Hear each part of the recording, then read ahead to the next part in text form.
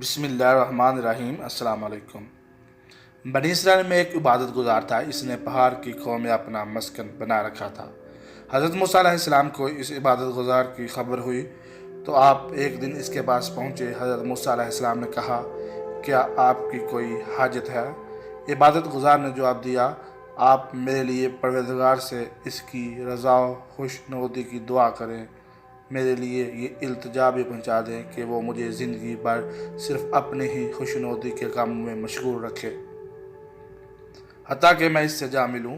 حضرت موسیٰ علیہ السلام دعا و مناجات میں مشغول ہو گئے اور اپنے رب سے لذت کلام میں اس قدر ڈوب گئے کہ عبادت گزار کی باتیں یاد ہی نہ رہی۔ اللہ تعالیٰ نے موسیٰ علیہ السلام سے پوچھا، آپ سے میرے عبادت گزار بندے نے کیا کہا؟ موسیٰ علیہ السلام نے عرض کیا، میرے پروردگار تو ہی زیادہ جانتا ہے۔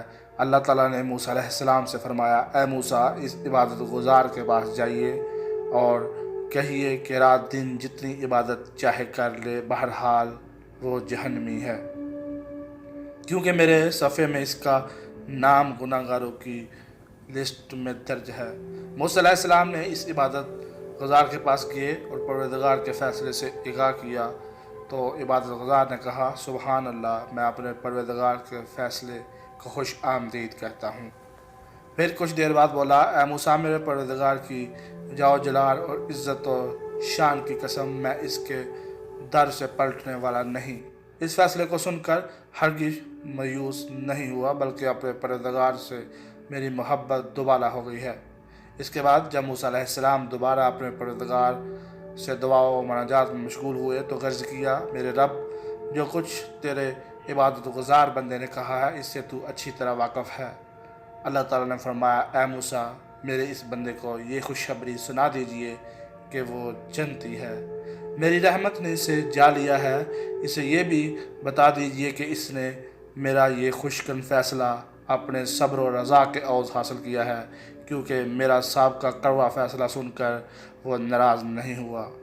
میں کریم ہوں، غفار ہوں۔ جب موسیٰ علیہ السلام نے یہ خوشخبری اس عبادت گزار کو سنائی تو وہ سجدے میں گر گیا اور پروردگار کی حمد و ثنا کرنے لگا، اور پھر اس طویل سجدے میں ہی اس نے جان آفرین کے حوالے کر دی۔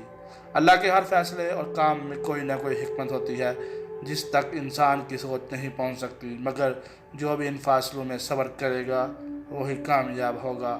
صبر و قناعت ایسی صف ہے جس سے انسان کی پریشانی بے یقینی سے دور رہتا ہے۔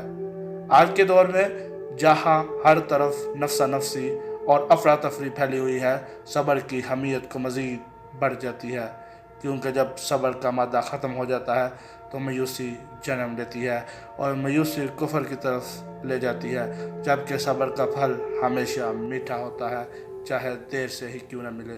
اپنا بہت خیال رکھیے گا اور دعاؤں میں یاد رکھیے گا۔ چینل کو سبسکرائب کرنا مت بھولیے اور بیل آئیکن پر ضرور کلک کیجیے تاکہ آنے والی نئی ویڈیو آپ کو مل سکے۔ السلام علیکم ورحمۃ اللہ وبرکاتہ۔